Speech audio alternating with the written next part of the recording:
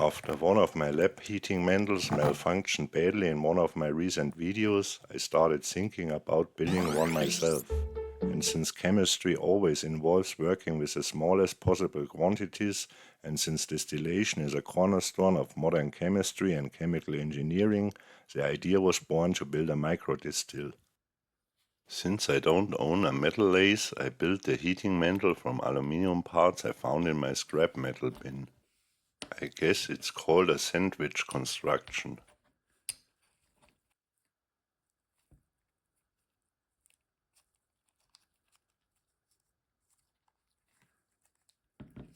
Heating is provided by two 24-volt 70-watt heating cartridges, which are actually intended for 3D printers. The temperature sensor is a PT1000, rated for up to 800 degrees Celsius. A wood staff gasket serves as the first layer of insulation.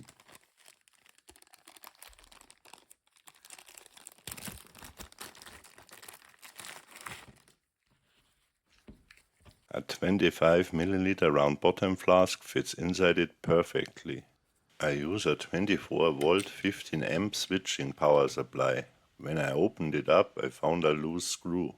Very dangerous. The two aluminum brackets are used to mount a DIN rail for the temperature controller.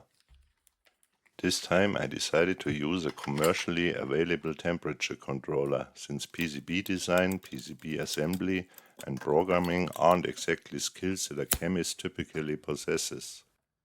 The HTS1000 temperature controller can measure the current temperature in a range from -99 to +850 degrees Celsius using a PT1000 temperature sensor. Based on this measurement, a wide range of temperature control functions can be implemented.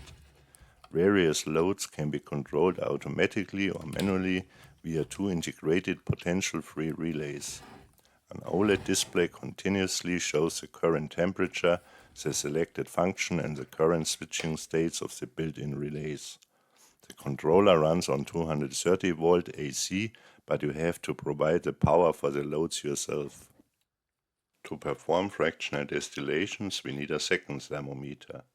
I use a Voltcraft PTM200 for this. The sensor is also a PT1000.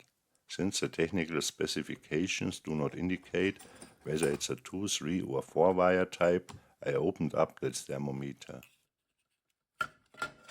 And sure enough, it's a 4 wire type.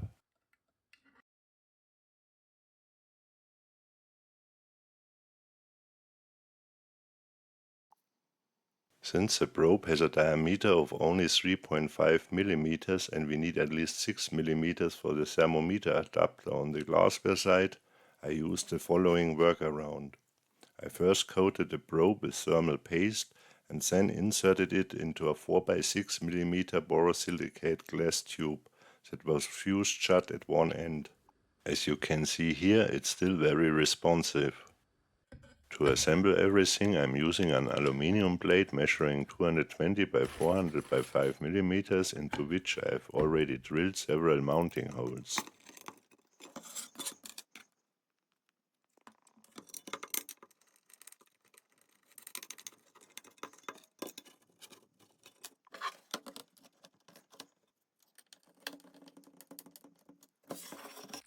So that I can add insulation under the heating mantle later, I use M4 by 20 mm aluminum spacers.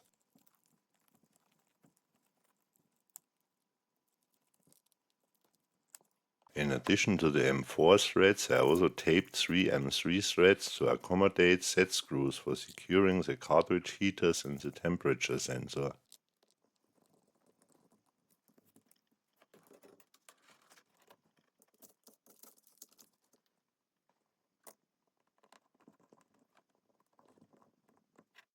The wiring is straightforward, but I will show you a wiring diagram in a minute.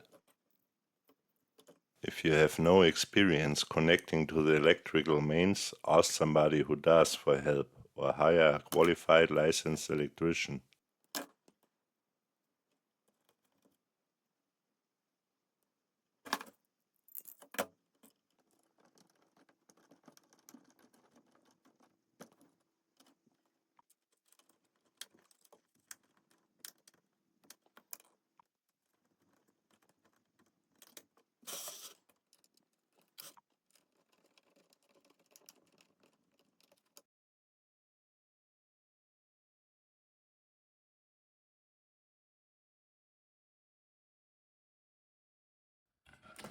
Here you can see the assembled heating mantle insulated with ceramic wool as well as a flange that fits an aluminium rod with a diameter of 10 millimeters.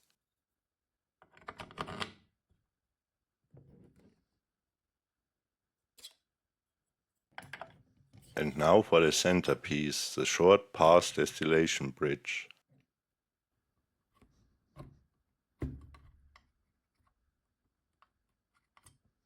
Ground glass joints must always be lubricated, otherwise they will stick together. In the past, concentrated sulfuric acid was used for this purpose, but I've been using Teflon grease for quite some time now. Okay, let's do a test with some water.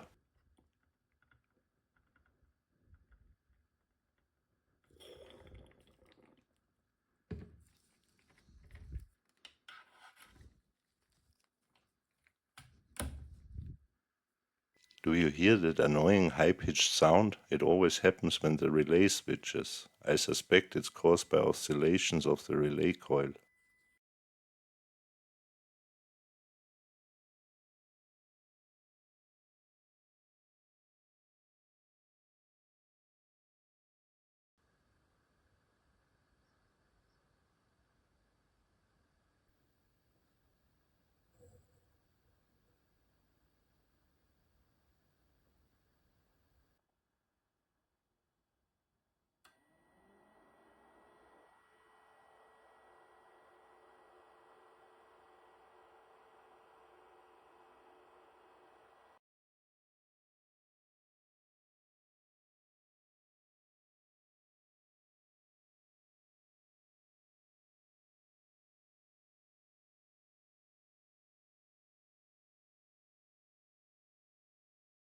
That's it for now.